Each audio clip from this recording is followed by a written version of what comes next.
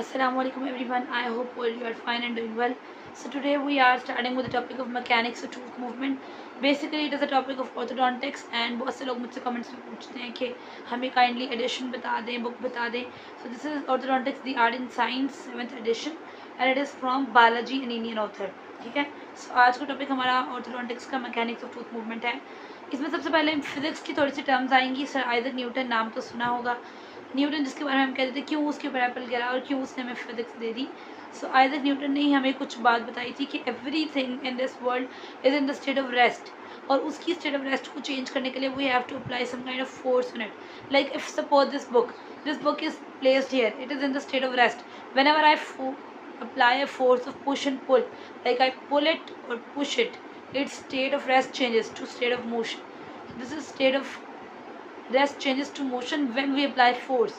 So ये बात हमें बताई थी न्यूटन ने. अच्छा, तो मैकेनिक्स क्या है? What is mechanics? Mechanic is the branch of engineering and science that describes the effect of force on a body. की एक बॉडी पे जब फोर्स लगती है तो उसके अंदर क्या चेंज प्रोड्यूस होती है. Maybe it breaks down, maybe it moves, maybe it stops. हर बॉडी सेम तरह का इफेक्ट शो नहीं करती है. ठीक है. लाइक इफ ये मेरे पास पेज है, मैं इस पर फोर्स लगाती हूँ ये, सो इट टीयर्स अप. तो ये जो रिएक्शन था फोर्स का इट वॉज डिफरेंट. मैं इसको इस तरह करती हूँ, इट टर्न्स अराउंड. तो एवरीथिंग जिस पे जो फोर्स लगती है उसका जो रिएक्शन होता है, उसका जो इफेक्ट होता है वो डिफरेंट होता है. सो इस तरह टीथ के ऊपर भी जब एक फोर्स लगती है तो वो डिफरेंट तरह की रिएक्शंस शो करती हैं. अब हमारे पास 3 तरह की जो हैं वो एप्लीकेशन ऑफ फोर्सेज हैं. Number 1 is the precise application के बिल्कुल सही तरह इफेक्ट प्रोड्यूस करने के लिए सही तरह से फोर्स लगाई जाए, प्रॉपर उसका मैग्नीट्यूड और प्रॉपर डायरेक्शन हो. सेकेंड थिंग इज कि हर चीज़ की क्लिनिकल और फिजियोलॉजिकल जो रिस्पॉन्स है फोर्स का वो डिफरेंट होता है, तो उसकी अंडरस्टैंडिंग बेहतर होनी चाहिए. और जो ऑर्थोडोंटिक अप्लाइंसेज हैं उनका जो डिज़ाइन है वो इस तरह से बनाया जाए कि फोर्स को प्रोड्यूस करने के लिए उनके अंदर जो उनका डिज़ाइन है वो कंपेटेबल हो. यहाँ पे इन्होंने इस पैराग्राफ में मैं शॉर्टली बता देती हूँ. उन्होंने बताया कि 3 लेवल्स हैं, clinical, cellular and stress strain level. ठीक है. कि सेल लेवल पे, क्लिनिकल लेवल पे और स्ट्रेस स्ट्रेन के लेवल पे फोर्स चेंजेस प्रोड्यूस करती हैं और हमें एक टूथ रिस्पॉन्स देता है. So what is force? Force वो भी है जो आप अपने बहन भाइयों को मुकेश के मारते हैं, उनके साथ लड़ाइयाँ करते हैं. It is also force. But for the terms of physics, force is basically that changes or tends to change the state of rest or uniform motion of a body. कि वही एक बॉडी अगर रेस्ट की state में है, ठीक है, और वो यानी कि आपका भाई जो है वो रेस्ट स्टेट में है, आपने उसको ज़रा गुस्सा दिलाने के लिए उसे फ़ोन खींचा और एनीथिंग, तो आपने उसकी स्टेट ऑफ रेस्ट को चेंज कर दिया. ठीक है. उसको मोशन प्रोड्यूस कराया उसके अंदर. अब फोर्स एक वेक्टर क्वांटिटी है कि उसकी डायरेक्शन भी चेंज कर सकते हैं, लेकिन उसका जो मैग्नीट्यूड है दैट इज़ डेफिनेटिव. ठीक है. और इसका जो फॉर्मूला है that is F equals to ma. m means the mass and a means acceleration. ठीक है. और ये न्यूटन्स में है. Newtons is gram millimetre per square because the distance is in millimetres and the time for which the force is acting is in seconds, so the second square. अब इसमें vector quantity जो है उसकी direction में हमें हमेशा याद रखें, हमारे पास एक टेल होती थी और एक हेड होता था. तो यहाँ पे भी we have tail and head, और वो हेड टू टेल जो है वो हमें फोर्स की डायरेक्शन का पता लगता है. 2 और 3 फोर्सेस मिल जाएं तो we get a resultant force which is a combination of 2 और मोर फोर्सेस. तो बाज़-औक़ात ऑर्थोडोंटिक्स में हमें रिजल्टेंट फोर्सेस भी लगानी पड़ती हैं. फिर फोर्स पुश भी होती है और पुल भी होती है. This is a pull force जिसको अपनी तरफ खींचती है. ठीक है. Towards that point from which the force is applied that is called as pull force. और जो अवे फ्रॉम दैट पॉइंट उसको मूव करे that is a push force. जो उसको अपने से दूर अवे push करे, that is a push force. Now what is stress and strain? Stress is force applied by unit area, that is F over A. ठीक है. और stress is mostly an external force, बाहर से apply की जाती है. strain is what? that is internal distortion by unit area. कि एक बॉडी के अंदर कितनी डिस्टोर्शन, कितनी डिस्टर्बेंस, कितना मोशन प्रोड्यूस हुआ पर यूनिट एरिया. और जो स्ट्रेन होता है it is mostly the resultant of the stresses जो कि बॉडी पे एक्ट कर रही होती हैं. ठीक है. It can be an internal force, it can be an external force which is acting on a body. Now what is a couple?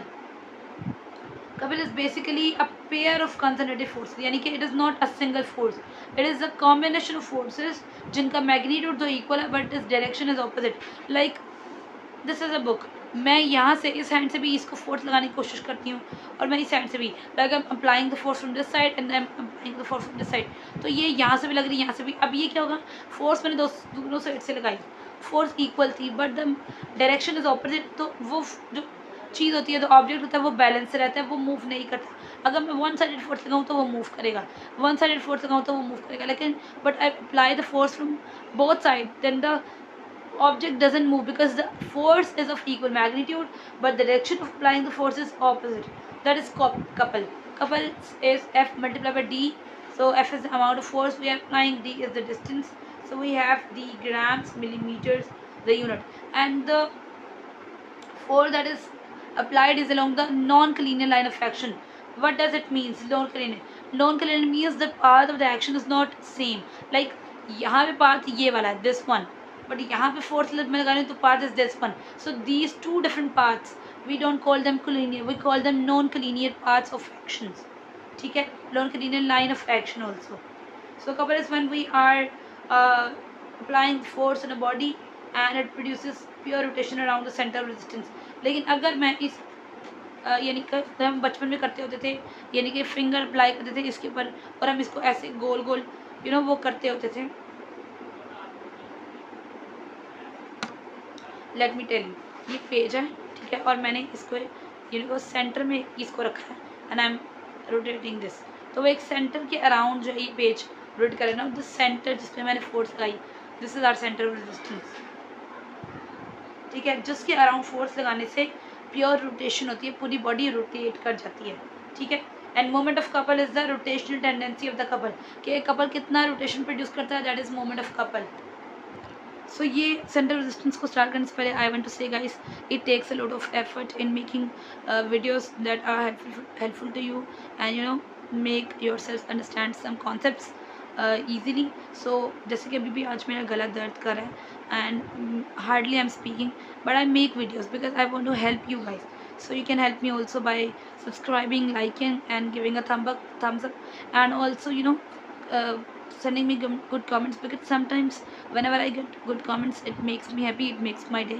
So if you want to make my day, send me some beautiful comments and motivate me to make more and more and more good content for you guys. So center of resistance is basically her object का एक central point होता है जिसके ऊपर वो maximum force लग रही होती है.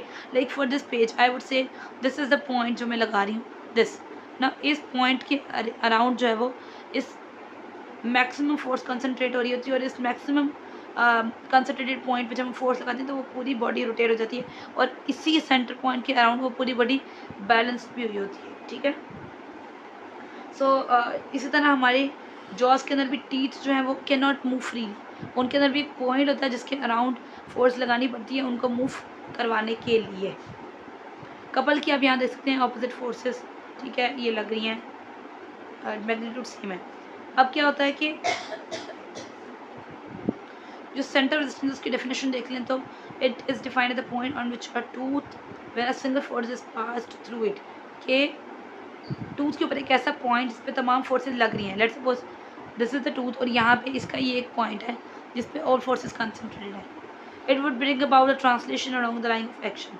Translation means the bodily movement, यानी कि ये टूथ इस पॉइंट के अगेंस्ट फोर्स लगाने से मूव कर जाए. तो हमारे पास वैसे तो ये कांस्टेंट होता है, यानी कि पॉइंट जो होता है वो कांस्टेंट होता है, बट सिंगल रूटेड टूथ में डिफरेंट पॉइंट है एंड मल्टी रूटेड टूथ में the point is different. In a single rooted tooth it lies between 1/3 and 1/2 of the root, like this. 1/3 to 1/2 के दरमियान में this point lies, which is called as center of resistance. And for a multi-rooted tooth, it lies apical to furcation. Furcation is this. The root is furcated. It has 3 different, kind of divisions. So the furcation is here, and the center of resistance lies close to the furcation area. So वही बात यहाँ लिखी हुई है कि for a multi-rooted tooth, the center of resistance lies between the roots 1 to 2 millimeter apical to the furcation. The center of resistance exists for single tooth, units of tooth and entire dental arch.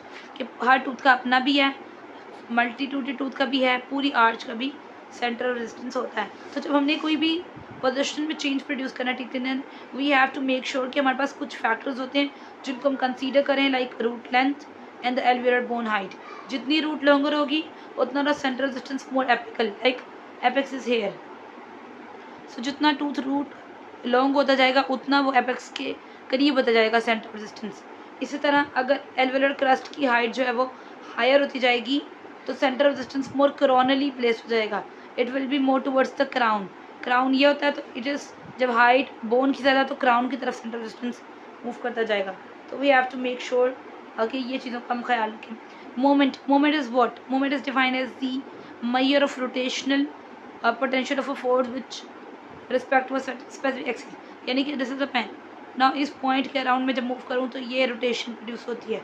अब ये rotation कितनी है, how much, that is basically the moment. How much rotation can be produced by applying a force at a specific point, that is called as moment. तो orthodontics में हमें magnitude of force का बहुत ख्याल रखना पड़ता है. Sometimes we need less magnitude, like we need minimal forces. Sometimes we need high forces, high magnitude is needed in producing high action and producing more displacement. So that is more important while considering the orthodontic forces. It is not producing a linear motion, sometimes it's produce a whole rotation. The formula for moment is magnitude of force and a distance. Now where is the distance? Let's suppose this is the center of resistance and this is the force which is of 100 grams is applied. Now perpendicularly to the center of resistance we have 10 millimeters. So this is the distance. So we will apply 100 multiplied by 10 because 100 is the force and is the 10 distance from the center of resistance. And now this is not the parallel distance, it is the perpendicular distance. So the unit is grams millimeter. The force is in the grams, the distance which is the perpendicular distance, it is in the millimeters.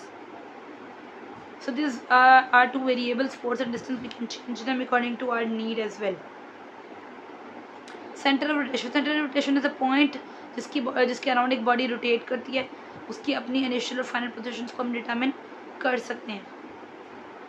अब now in this is centre of resistance, in this one is, so everywhere the point of rotation, the center of rotation changes and it changes according to the type of movement.